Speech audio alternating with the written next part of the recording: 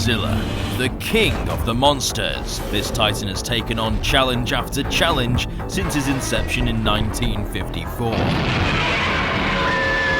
Ghidorah, Anguirus, Edora, Gigan, Kong, all beaten by Godzilla. But today he's faced with another monster from a different universe. Something similar to what he's faced before, but this time in far greater numbers.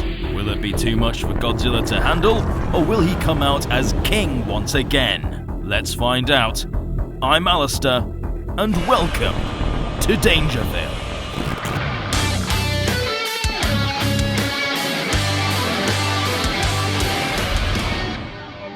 Today, Godzilla will be facing off against Audrey too. For those that don't know what this monster is, let me introduce you. Audrey 2 is one mean green mother from out of space, an insatiable, heartless, and egotistical plant who relies on manipulating those around it to get what it wants. The film in which it starred in, Little Shop of Horrors, was released in 1986, based off an off-Broadway musical from 1982, which in of itself was based off a 1960s B-movie by Roger Corman, in which the plant convinces an employee at a florist to feed it blood, so it can grow and make him famous. Audrey 2 gets its name from Seymour, the man it chooses to manipulate, who named the plant after his co-worker and crush, Audrey. Audrey 2 comes from past the stars and beyond the moon, so it's likely the spores traveled from another point in the galaxy, or perhaps even from another galaxy altogether. It traveled to Earth with the sole intention of spreading its seeds and taking over the world by devouring humanity. Its species likely traveled from planet to planet and seduced whatever the most intelligent organism was in order to rise to power. How does it convince those to feed it? Well, it talks, of course. Feed me, Carbon! Feed me now! I can't! I'm starving! Likely absorbing linguistic information and learns how to speak in the tongue of those it looks to manipulate. It promises a life of grandeur, everything you'd want: money, fame, girls, and gets you to do its bidding until it's big enough to eat you. With every drop of blood, Audrey 2 grows larger and larger, until it needs an entire human to quench its thirst. Starting off its life at only a few inches tall, by the end of the film we see the species grow to 110 feet tall, with one on the Brooklyn Bridge standing at 166 feet tall. But since it's unconfirmed how big they can grow, in the fight we'll be limiting them to 170 feet tall. Their real strength comes from numbers. By taking cuttings from Audrey 2, you can essentially clone it and make an infinite number of man-eating plants, all that can grow to kaiju size. They're also highly intelligent, capable of human levels of brain power. Audrey 2 managed to use a telephone, and one of its many offsprings blew into a chimney to blow up a factory. But what about weaknesses? What can be used against Audrey 2 to kill it? Well, we see in the film that whilst the plant is bulletproof, it's not immune to electricity. In the theatrical ending for the film, Seymour uses a loose cable to send a huge electrical current through the vine of the plant, electrocuting it to the point where it explodes. Electricity can be converted into heat, which is likely what caused the plant to combust. So whilst we can assume the plant has a tough exoskeleton, it's still vulnerable to heat.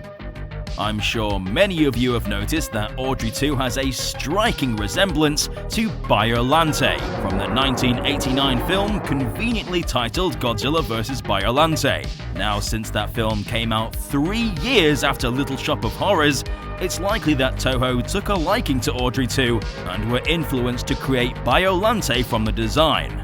Just an interesting fact. Either way, Audrey 2 is one tough mother, and in numbers could prove to be a threat to Godzilla. But let's have a look at Godzilla's abilities before we face them off against one another. Godzilla, everyone's favorite giant monster. we'll be using the latest Monsterverse iteration of the King of the Monsters, who stands at 393 feet tall and weighs 99,634 tons. In terms of abilities, Godzilla has his signature atomic breath, which reaches temperatures of 500,000 degrees Celsius. He's incredibly durable, being able to withstand conventional man-made weaponry and even atomic bombs. He's not only durable, but he's also tough, being able to effortlessly crash through the Golden Gate Bridge as if it were paper. With its razor-sharp claws and teeth, it's able to swipe and bite through even the toughest of armor, like when we see him tear off the head of King Ghidorah in an all-out brawl. He's also very intelligent and can figure out unique tactics to take down enemies, such as spitting his atomic breath down the throat of the Muto, cooking her from the inside, or using his tail to crush the Muto during a flight where its defenses are lowered.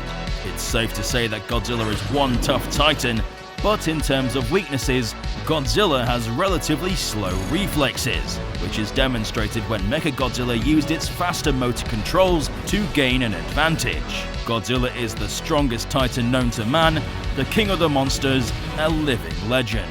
So, let's see how he fares against the mean green mother from outer space.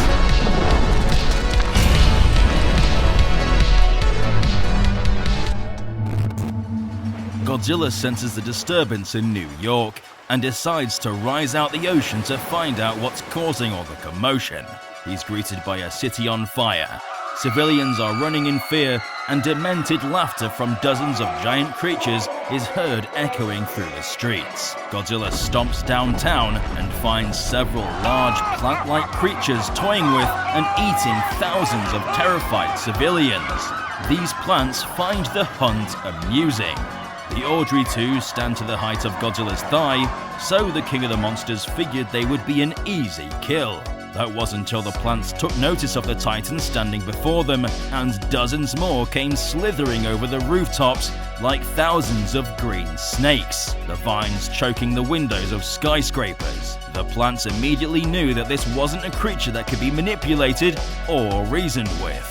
Godzilla charges at them, and with the plant's faster reflexes, they use their vines to trip him up, and Godzilla comes crashing down. The Audrey 2s take the opportunity to bite down on the dazed King of the Monsters. The plants have a bite force strong enough to turn a human to mincemeat in a matter of seconds, and they draw blood from Godzilla, but his thick hide still protects him from major damage, since he's adapted to thrive in the deep depths of the ocean.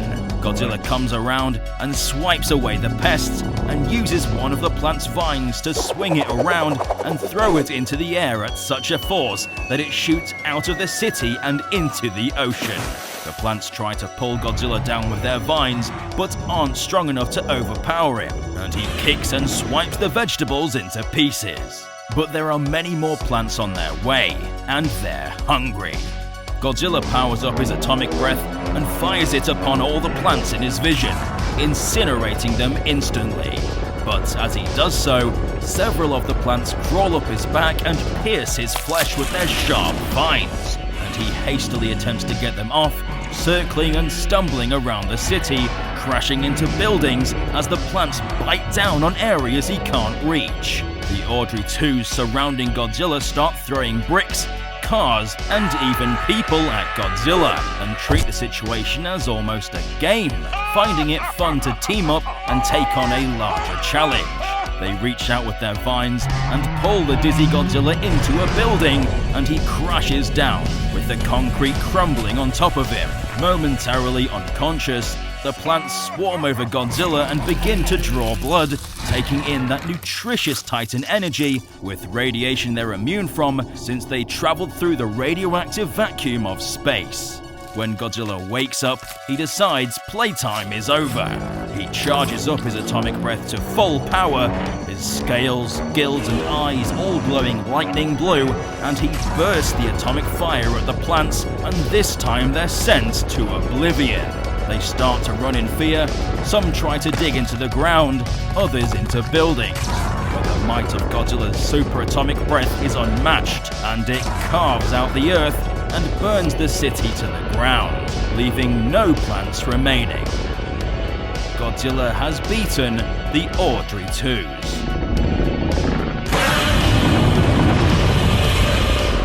Godzilla wades back to the ocean and swims away with another victory. Whilst the Audrey 2s put up a good fight, with superior levels of intelligence and cunning, they just weren't able to make a significant impact on Godzilla's tough skin. And whilst they were able to draw blood and maim the king of the monsters, they were nothing more than a pest to Godzilla.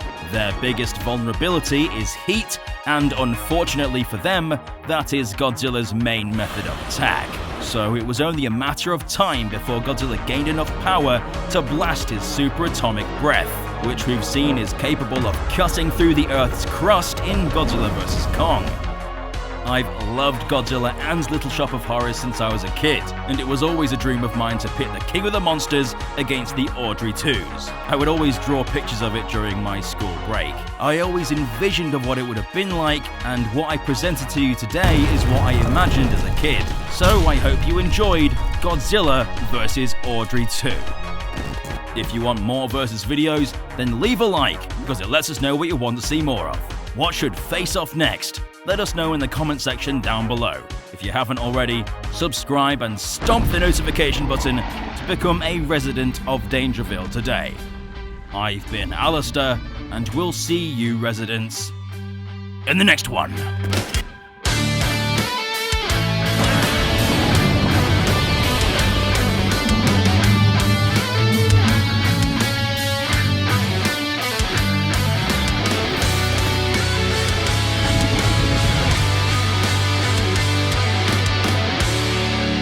Ha ha ha ha ha!